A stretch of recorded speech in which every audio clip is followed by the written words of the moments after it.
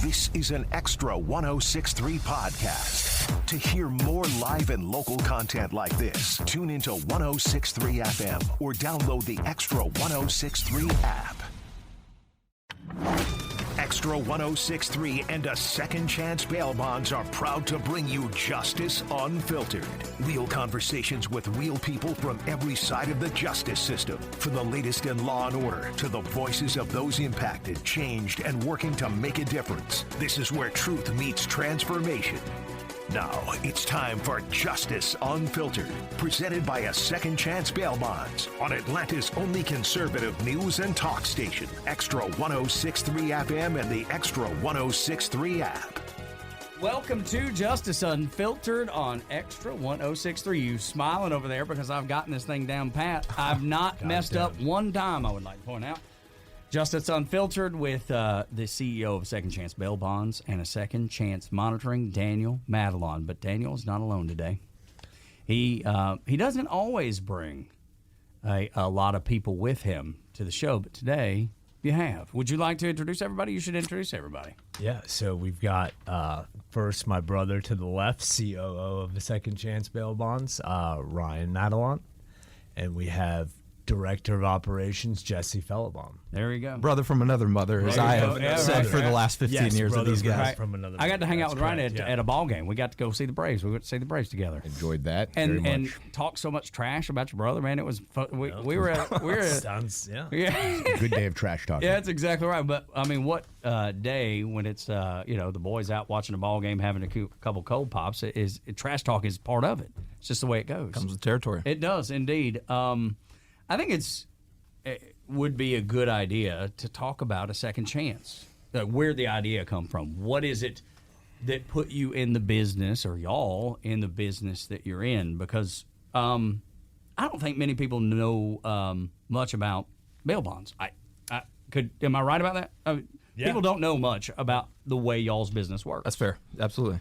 So let's start with Daniel. We'll start with you. Where'd the idea come from? How did you start it?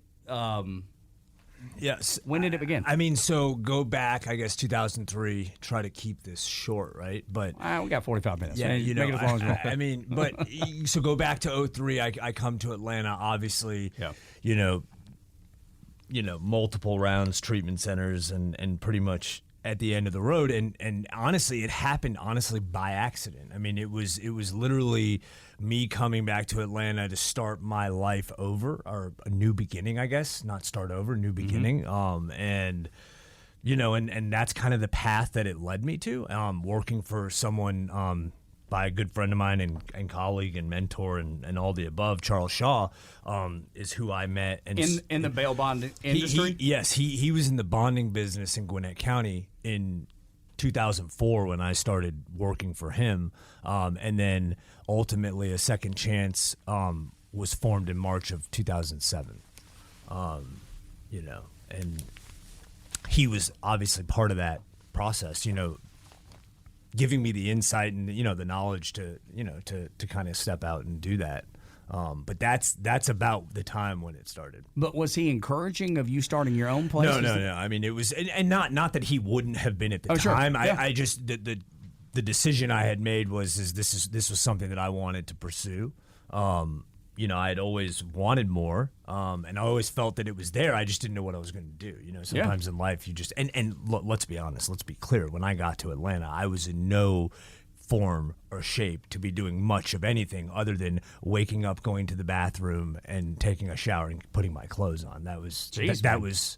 I don't think I knew that was like that was a job well done. That was a job well done back then. So let's not really get it twisted. Yeah, right. Bar was low. Yeah, but the ceiling was. I certainly didn't know that. I bet most people listening to the show would have no idea. Obviously you. I didn't even have a cell phone when I came to this. I didn't even have a cell phone. I think the first phone I got was those little, the AT&T used to have these things called AT&T Go Phones. Okay. And you had to pay a certain amount, and when it ran out, It's just over. And it ran out. and it would run out. And there were you calling? There might be a week where you weren't going to conversation. talk to Daniel, or a few days, because there was no money to pay that bill. That is a fact. That's At the end true of the month, story. I had more month than I did minutes. That's right. I love it. Yeah. Who were you calling on the old AT&T Go Phone? I mean, was it? I mean, Maybe 5 people that between friends and the few friends that I had left at that time. Ryan, you pick up the phone, call you on the Go Phone. It wasn't calling me. He was that was College of Charleston. That was when he was at College of Charleston. Yeah, which my son just has been down there for 2 years and just transferred over to Augusta. But Ryan, we'll bring you into a little bit. At what point do you jump into a second chance? So I jumped in. March of 07 was when it started. December of 2008 is when I came in. I graduated in May of 08, and I wanted to flip homes Go at Cougars. that point in time. Yes, go Cougars. I wanted to flip homes. I was going to use my cousin as the bankroll, and we were just going to flip homes. And then the market crashed, and I went to Italy to pick up a cousin that was studying abroad. My aunt wanted me to, chaperone her back. That sounds like a fake story if I've ever heard one. I believe you, but it does. It sounds like something. Or the perfect journey for him. Meanwhile, Daniel's over here looking for minutes on his phone. He's going to Italy. Yeah, he's like, all-inclusive paid trip to Italy. See you, Different bye. paths for a minute He had there. a phone Count at that me point in. in time. The business was there already. It was a year and a half into the business, and there was no work. The contractor I was working for had no work for me, so I called him up and I said, I got to come and do something for you, man. Yeah, man. I got no job I got here. nothing. And so you have something for me. And that's where it started. Had a second chance started taking off. The business had started picking up. Yeah, I mean, it picked up right you out have of the to gate. have. I mean, initially it was me by myself. I mean, many people have heard the story, but I mean, it was, literally I called Comcast and I was like, can you come out to my house and install line? Yes. Okay, cool, great. I went and got Metro PCS. You remember Metro PCS? Yeah, of course I do. Okay, so Metro PCS. Upgrade from the cell AT&T Go Phone. right? And so we upgraded from the Go Phone. Now we're, We got low-cost unlimited carrier. minutes. We're up one High-class level, one living. tier to the Metro PCS. Then we forward the Metro PCS phone. Literally the day that Comcast hadn't left my house, it was already forwarded to the cell phone. It never goes back to that landline. It stays with me from that day going forward. Wow. And that's what it was. To this day, still that way? Well, no. Okay, you've been able to. No, We've that's when adapted a Ryan little and bit. Jesse Yeah, I mean, come into well, I play mean, because that is not me. But yeah, no. In the beginning, that's all it was. It was me, a cell phone, and one of those cheap receipt books from CVS. I mean, they could have been maybe $4, $5. The carbon copy ones that you but like dude, rip out of the thing. If you have no minutes on your cell phone, that's $4 or $5 is probably going to put you in a I bad didn't have way. a copy machine. You have to go. Quick Trip used to have copy machines, and I don't know. Yes, and I don't remember Never if they heard all that. had them, but the one by the Cobb County Jail definitely had a copy. Well, I mean, that's a little bit understandable next to the Cobb County And Jail. it was like 10 cents a copy. So you would take these people over to I'd have to sit out front of the jail. City of Marietta was the first bond I ever did. It was a DUI bond. And literally I waited for this guy to come out. And it was a disaster because he called the wife and the girlfriend. And never a good idea. they all showed up and they were in the lobby together. So it was like a standoff in the lobby. Wow. Between two women and this man who made he made two bad decisions, clearly. The first one was the DUI. The second one was having a wife and a girlfriend. That's right. Yeah, that's not well thought through. This is Ryan's question, but I want to ask it, Daniel. What did Ray think when this whole concept of yours was born? Well, who's Ray? Tell me Ray again. Is that your mentor? Yeah, no, that would be my wife. Oh, okay. Yes, well, you yeah. could consider don't wanna that mess as well. Yeah, okay, right on. Okay. Mentor. That would get me in. Yeah, we don't want to do that. Yeah, no. Ray and I, we've been married since 2006, so coming up on 19 years. I don't think I've ever had the pleasure of next meeting month. your wife. So we need to fix that. Yeah, we got to clearly. figure that out. Get the So I didn't wives together. Yeah, or something. But she was on board. Well, yeah, because I had no money. She was like, get to work. Do something. Listen, Anything. listen, At this point, anything. We'll take anything. Listen, Mow some yards. Listen, the first job I landed, I was digging holes, okay? Coming home, smelling like hell, shoes. I mean, you couldn't keep a pair of shoes clean. Then I moved to the hotel. Well, just give me digging holes. Yeah. who were you digging holes for? Landscaping, AA rooms. Anything. I mean, I was with like a group of guys. You wake you up, have like throw an your auger? sneakers on, hit the door, and you go. You had an auger? You had some post hole diggers? Whatever it was. I had more ant bites than I had sense at the Okay, time all because right. that's all I did was sit in holes and get eaten alive all day. Okay, all right. Until I got tired of doing that, and then I moved on to the hotel, and then finally I fell into the bail bond business. They were nice enough to take me in that world. You know? You fall down, they drug you in the door. They drugged me in the door. I love it. Yeah. So since then, obviously things have gone pretty well. Yes. Jesse, when do you get in? September of 2010. So I'm about to celebrate 15 years Wow. coming up here. 15 years.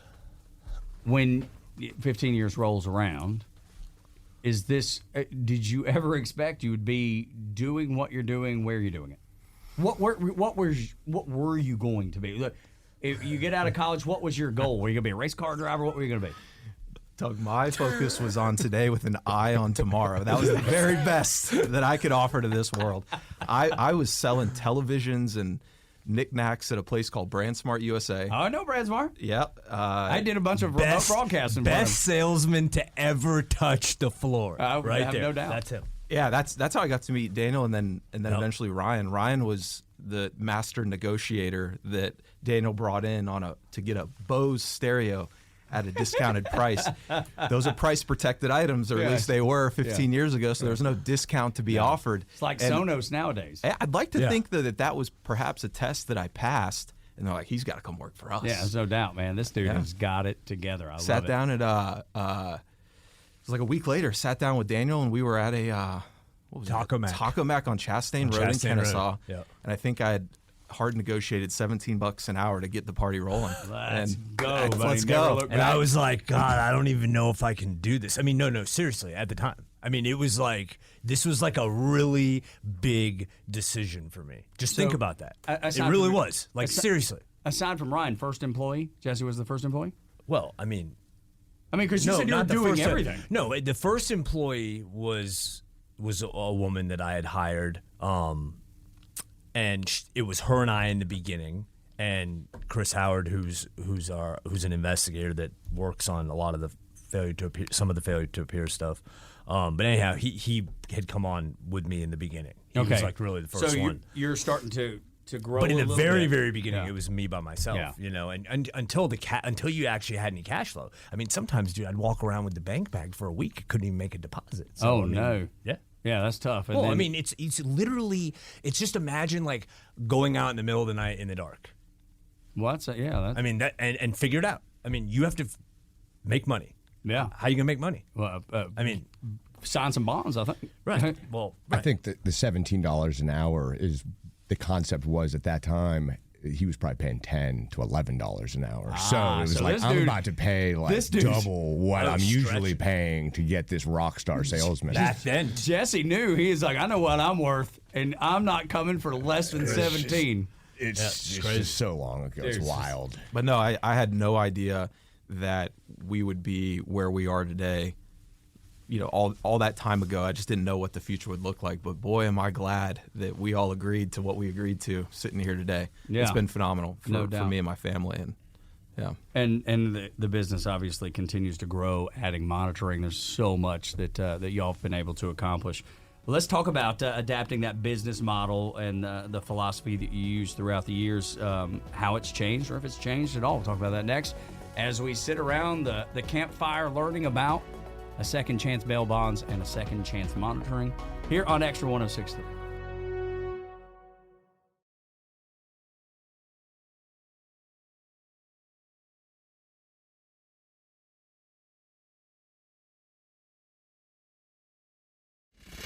This is Justice Unfiltered, presented by A Second Chance Bail Bonds on Extra 106.3 FM and the Extra app. Welcome back to Justice Unfiltered on Extra 106.3. My name is Tug Cowart, along with Daniel Matalon, the CEO of A Second Chance Bail Bonds and A Second Chance Monitoring. Ryan, Daniel's brother, and Jesse, a longtime employee here on the show with us today. And we're just talking about the origins of the company and how it all began and getting into the topics that nobody knows. Bail bonds. What do you know, listening right now, what do you know about bail bonds? Because I can tell you, as a person talking, I know nothing. I bet we've done, how many shows have we done? Like 50, 60? Yeah, right around 60. And I've just scratched, y'all, no kidding, I've just scratched the surface of what it is that y'all actually do and some of the hoops that you have to jump through, some of the things that make the business a difficult one, but a rewarding one. And it's been a fascinating journey, and I'm glad that y'all are here to kind of reflect on what it is that the Second Chance Bail Bonds has done so well. So let's talk about the business model and the philosophy and how those were in the very beginning and where they stand today. Daniel, you want to lead on this? Just the business model when you set it all up and set it into motion and how it's changed, because obviously you've added in monitoring. I mean, there's so many changes that y'all have seen over the years. Yeah, I mean, I would say, probably the technology side of it is probably the biggest difference, I would say, from where it used to be. When I think back in the day, Cobb County, when we first started, it was handwritten. You waited to get a phone call to go inside the jail and, do that, to where we are now, which is digital and just all. So a lot's changed. Basically, you look at the yellow pages and then you look at where you're at now, right? I mean, same kind of transformation conversation. So I think we've evolved the best out of anybody in that conversation. And really, when COVID hit, we had already had the digital footprint being laid out, not knowing that COVID was coming, which that actually just happened to be. We actually fell into that bonus. I can relate to that because when COVID came around, we still needed to have people on the radio. We still needed to fill those positions and fill those time slots. The difference was I had built a studio at home in my basement like 5 years ago, in 2020, so like 2015. I know exactly what you're talking about. I just fell into so many opportunities just by taking advantage of the technology, just like you're saying. I think so many people have run across that.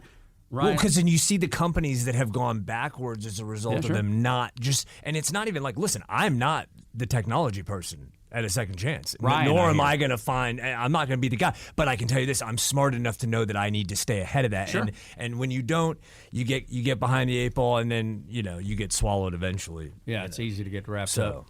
What's your take, Ryan, on your observation? One, when I came into the business, it was to collect on payment plans. And at the time when I walked in, because there was no bondsman position, so there was no calendar letting Daniel know that people owe you money. And I said, Daniel, no one's going to call you and tell pay you That's right. 2 weeks later after you bonded them out that here's some more money on the payment plan. So I got a desk calendar, and on each day I'd write the person's name, and I would call on Friday, and I would start collecting on this money, which turned into a book calendar that has Monday, Tuesday, Wednesday, Thursday, Friday, and you'd make notes. Don't let Jimmy tell you he's not paying. Last week he said he was going to pay. He better. And so it started from there, and then it was paper and carbon paper. You had to send 13 pages to Office Depot. They printed. If they missed one signature of the 4, they'd have to resend it again. Sure. So they have to go back to Office Depot and then send it. So it's 13 pages there, 13 pages in, and it was insane. So I just... The concept of requiring to have to come into the office to do paperwork was not realistic. It was ancient. It was archaic, if you asked me. You got to go see the bail bondsman down by the jail. And that's where it all began for me, to kind of see where we're going to leap ahead, and it's not going to be that hard. But that's kind of a piggyback on what Daniel said, too. He didn't know what he didn't know, right? He was trying to figure it out. But when you came in, you saw, okay, this is obviously a hole in the business model. I got to fill this hole, which makes you valuable. Yeah. Right? Because nobody else is trying to get the money. That was Apple back in the day, MacBook, and then the iPad. And so I would tell people our competitors are on carbon paper while we're on iPads. And that's the difference. Dude, and people probably responded. But now that's gone. I mean, but then, so now you're on to whatever's next as far as the technology goes. That's the thing, right? It's how do you stay on that? I mean, it never ends. I mean, you literally have to be obsessed and think about it almost every day if you want to be in that conversation. Yeah. And that's a lot. I mean, really. Talk to me about day one for you, Jesse, at a Second Chance. Yeah, well, to your point at the top of the show, no one knows about bail bonding. Zero. If someone threw us into Chipotle and said, like, all right, y'all figure it out, we'd figure out how to make that chicken. You probably cut it up. You probably turn on the grill. Yeah, we'd figure that out. Yeah. if you walk into a bail bond company and you have no idea what you're doing, you truly have no idea what your first step is. So it was absorbing the information. These guys were great, trainers and mentors along the way.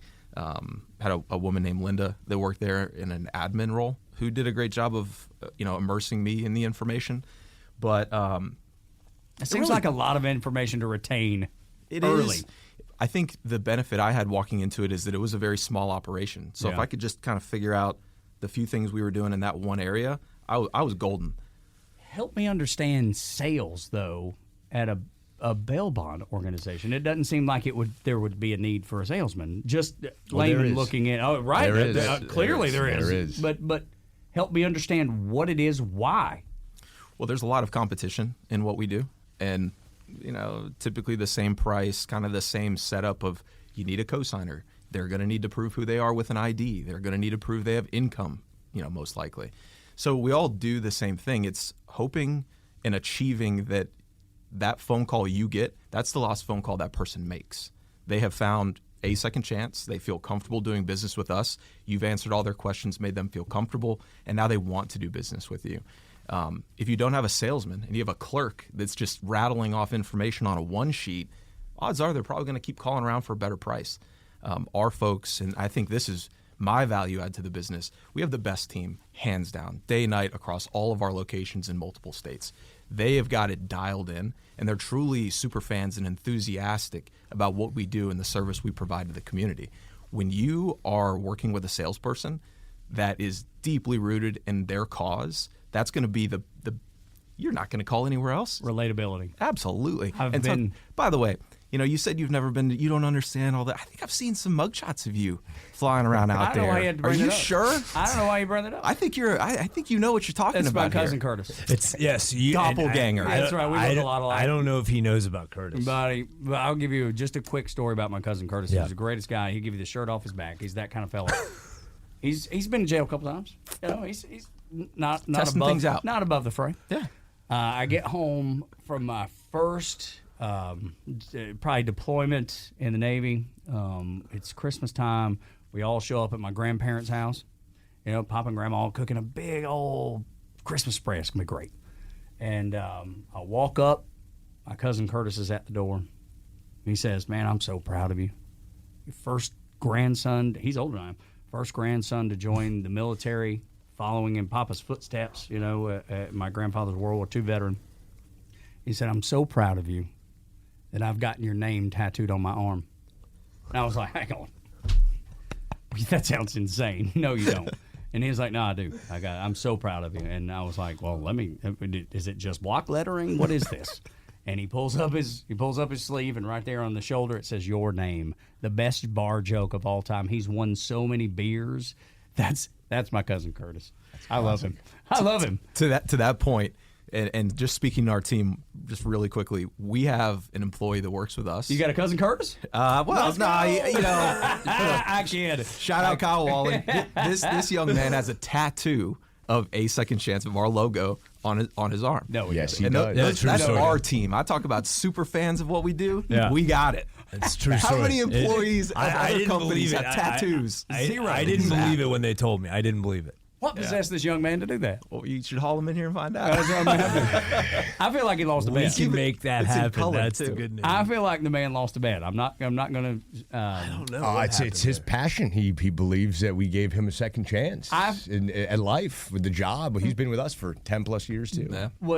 Was he a guy that was a little flailing early He on? should have been fired at least a dozen Oh, yeah. times. Had a second chance. That is the- He should have never seen the light of day. I love it. That is the story of 9 lives, right? Okay. there. That is All the. right. That is the. And then like the amazing ending, like Yeah. Gladiator ending. Everybody So much deserves so, a like second chance. Honest bicep. That's where it is. Yes, sir. Good Lord.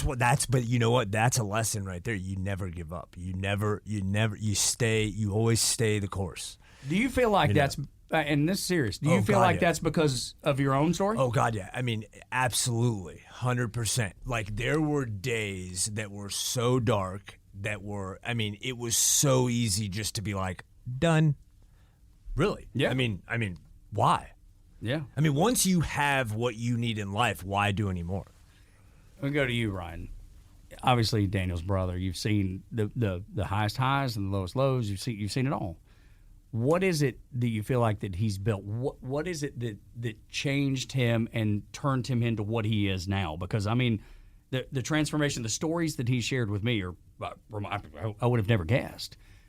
How do you go from just off the rails on the crazy train to one of the most successful business owners in the city of Atlanta, Georgia, and obviously growing elsewhere? Yeah, I think the rock bottom for him, I think it was necessary to get to that rock bottom.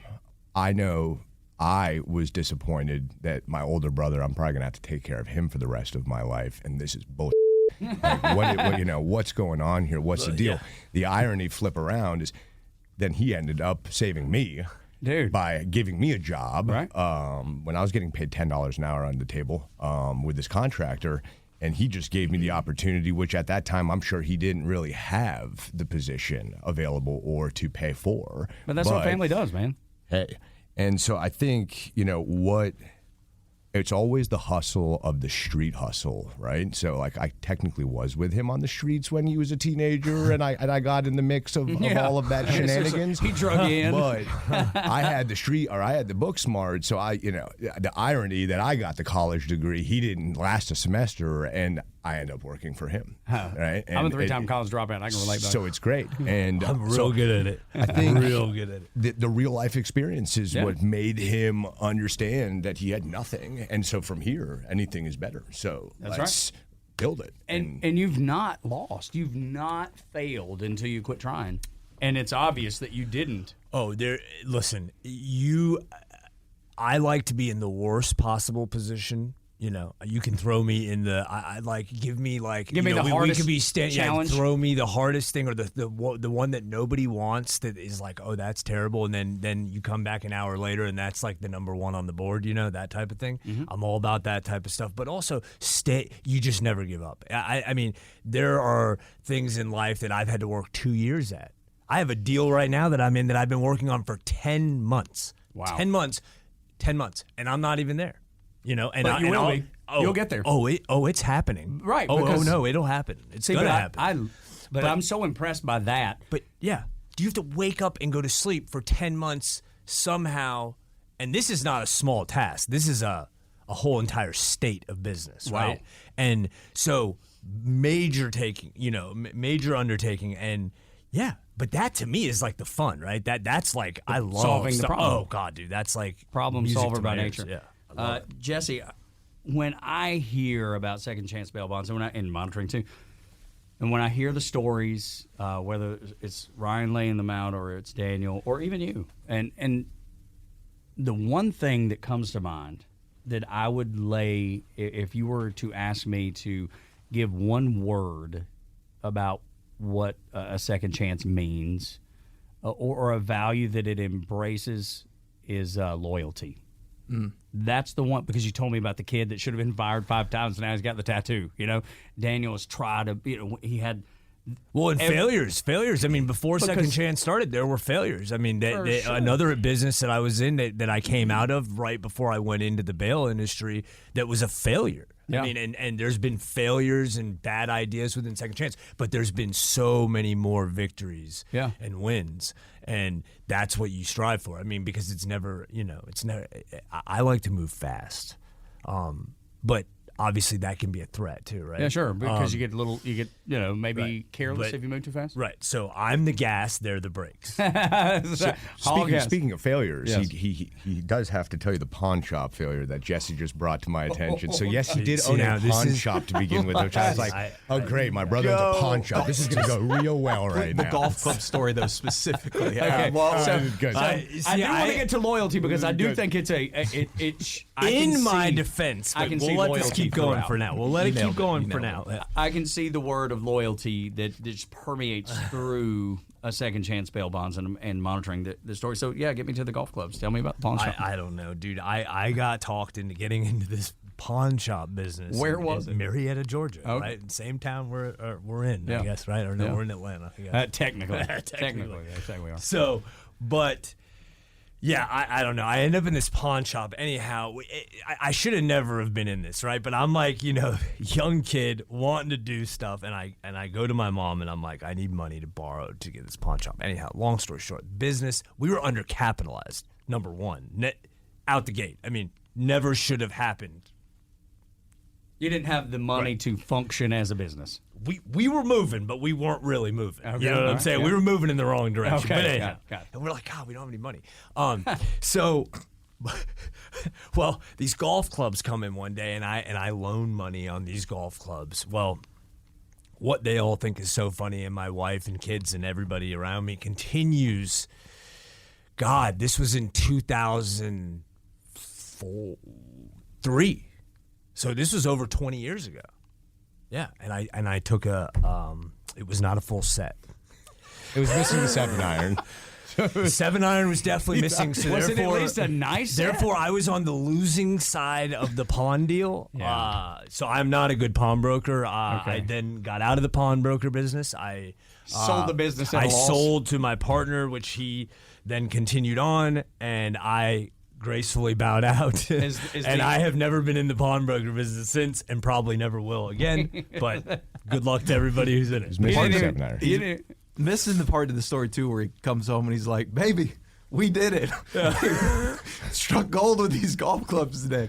Only then did somebody who is a golfer point out the fact Hey, that man. you don't actually have all of them. Hey, man. You have nothing. You're missing the 7-iron. Is there one in your trunk still? $0. What a wild That guy industry. never came back to get the clubs, I guarantee. Huge surprise. Huge surprise there. They But made out on that deal. let's talk about the loyalty, because I do think loyalty, at least in my family, man, my wife and son, they will defend you knowing they're wrong. That's how loyal they are. Me, I'm like, come on, let's talk about it. Let's work through this. Those two are ready to go to war. It's just the different dynamic. But I see an incredible loyalty through the people that work at a Second Chance, because I feel like that everybody's seen the highs and the lows and been there for all of it. And you want to talk about building a bond. When you go through it with people, that's when the bond is built. Not when you're riding, when everything's easy, there's no bonding there. That's just like everybody doing their thing, and man, it's the greatest and it's never going to be bad. It's when you are at the very bottom, that's when you find out who your friends are. Daniel is loyal to a fault. Ryan and I would say this has gotten a little bit better over the last, year or two. But, Daniel will hold on to things and people that just frankly have no business to be in the business anymore, but Daniel would absolutely find any and every reason to justify keeping him another chance. Give him another chance and another chance. A second chance. And sometimes a fifth and a 12th or whatever it may be. But, it's something it's remarkable, the loyalty that comes from that man across the table over there. Yeah. It's remarkable. I can only imagine. I'm getting better because I would always get in the way, and they're like, "Can we just let this person go?" And I'm like, Yeah, we'd hang on to like legacy. We'd And have I'm 100 legacy but staff. No, because go like up to them. because I believe in that type of stuff. I just do. I just think there's something to be said about people that will devote time and just to your dream, to what I exactly. And like so for that, it's easy for me. Yeah. Ryan, how about you? Sleepless nights, stressing because these individuals were in, my way of success, of doing it much better. Yeah. And, I think it's not one of those like these people are extremely devoted to you. It's more so like this is a pretty easy job and I'm getting paid pretty well and I don't have to do much. Yeah. That's where I had a problem. Yeah, sure. I would come in every day grinding. Yeah. So would he. Yeah. And there's others around us eating and reaping benefits when there's work to be done. This is a business. It's not a family. We changed we changed from family to team on the core values. It used to be family back in the day, but that doesn't, team is what was changed to it, and it is what it is. Because anybody can be a member of a team, Correct. right? The Braves across the way, none of them are related. None of them. But they all believe in the mission. Yeah, and if you just look at everybody as family, then that's good to an extent. But when you're trying to run a successful business, you need team players. Especially when there are people at the jail that are in dire straits, and if somebody in the family is not doing it right, Right. then that's hindering them and hindering the process and the success. So there are, at some point, you have to go, okay, we got to step back. We've got to make sure that we're focused on the right people. How did you finally come to grips with that? How did you finally get to that point where you can maybe make a more difficult decision? Well, look, I think it's a thing that happens, right? Like each year for me, I try to identify always something in the beginning of the year, right, prior to January 1 of something big that I can work on, and also things that I have expectations for and kind of working through all that stuff. But I think it kind of it has evolved and happened that way, over time. And each year it's just something, more, different and it, like, God, it's been 19 years. It's crazy. I mean, it's like, who would have thought? And honestly, I feel like we're literally at the beginning. The energy level for me is just as high today as it was 19 years ago, and that's pretty scary. That's impressive, too, though, because I don't know that many businesses in their 19th year are making the same strides, because I see the strides that you're making, because we've talked about them. And our team has so much to offer, so much to bring to the community, to all this stuff. Like, we're going nowhere. I mean, like, there's no end in sight, and we want to get out and, put our money where our mouth is always. I know you're building across the Southeast.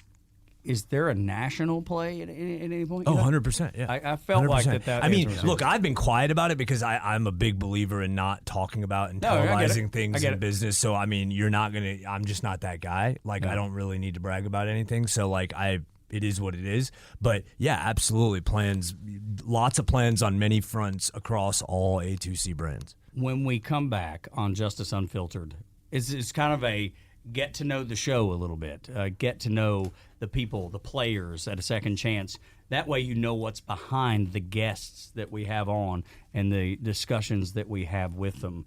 Ryan, Jesse with us, of course, Daniel. My name is Tug. When we come back, giving back to the community. I know that's your focus, and it has been since the day I met you and 55, 60 shows in.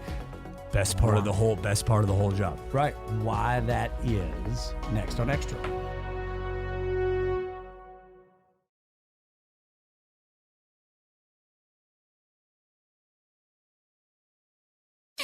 Now back to Justice Unfiltered, presented by a Second Chance Bail Bonds on Extra 106.3 FM and the Extra app. Welcome back to Justice Unfiltered on Extra 106.3. My name is Tug Cowart, along with Daniel Matalon, the CEO and president of a Second Chance Bail Bonds and a Second Chance Monitoring. Ryan, his brother. Jesse, a great employee of a Second Chance, been there for coming up on 15 years. Yes, sir. Joining us on the show today, just kind of walking through a Second Chance, the history of the company and what it's all about. But the thing that I've learned about what y'all do and the company that y'all work for is the generosity. And generosity seems to be at the very core. I mean, obviously being very generous to the people that you're helping, but community generosity. That is probably the biggest thing that I've seen y'all do, and it's so much bigger than just a backpack drive, because I've seen a lot of companies do backpack drives here and there. I do a blood drive here and there. That is what y'all do every single day. You're working with the community, trying to figure out a way in the community to help and give back. Yeah, whether it be, going with the sheriff to the schools, and outside of the backpack drive, separate things, reading things at the school, just all different types of stuff. But I just think look, if you're doing business in a community, you should be giving back to that community. I don't see it any other way. Obviously, I know people do it and people don't do it, and that's fine. There's no right or wrong way. I'm just telling you what's led to our success, and honestly, truthfully, what has been the funnest part about being at the top of a Second Chance has been the community piece, being able to go out and give back in the community and actually really put our money where our mouth is, which is what we have done and continue to do, and look forward to all the opportunities that are out there for us. When I read the good book, it always says that the person that gives is actually the person that receives way more than they've actually given, and I see that. I can see that theme through what y'all do, and I understand why you do it, and those relationships that come from it, I can only imagine, are imperative. Well, there's a need, right? Yeah. And you look at, you say, okay, well, a sheriff's office, right? Okay, fine. So they're, overworked, underpaid, right? That's most law enforcement, right? Or we could say that. Well, I mean, that's part of your problem. You run into some of that stuff. When you get into that. So with not just leaders at a second chance, and the people that are on the out front of the building doing the everyday work, but just leaders in other companies that may be listening. What is something that you would pass on as advice that maybe they wouldn't hear any other place? I for me, probably the biggest thing for me has been, the business structure, right? Of like, quarterly meetings, basically being accountable, right? Because it's so easy not to be accountable. Hell, you just don't show up, right? Like, I don't have to show up if I don't want to, right? But having that structure, and I think really applying the principles at an early stage, because it really stays with you. There's something, it's like riding a bike, right? It's like you learn to ride the bike as a kid, and like I'll never forget how to ride a bike. I don't ride a bike every day, but I'll never forget. But you can still hop on. So I think that piece of it, of really just being secure in what it is you're doing, which will then allow you to go out and build a business, not being able to stress about that stuff is... But also leading by example, too. Like you said, you don't have to show up. But if you're showing up, why would someone else in your business go, hey, yeah, I don't got to show up today. Daniel probably won't be there. I work 7 days a week right now, and everybody said, well, yeah, it's your business, so yeah, you would do that. Duh, obviously. Well, no, that's not true at all. There's a lot of people that they just see you bye. Yeah, no doubt about it. So, yeah. So Daniel, question I have for you. When this is all said and done, right, and at the end of your life, you look back, what do you hope what's a sentence that you hope people use to describe the legacy that you left? God, buddy, put you on the spot. Works hard. I'll tee it up for you a little bit, give you a little bit of time to think about it. To Tug's point earlier, there are a lot of people that own businesses and then they leave it to the people they hire to figure it out, and they're absent. They're off vacationing or doing whatever. That's not you. That's not what the team here at A Second Chance sees. You're present. You're leading by example. You're out in the community. You're advocating for your brands, of course, but for people to do better and give back to communities. Everybody sees it.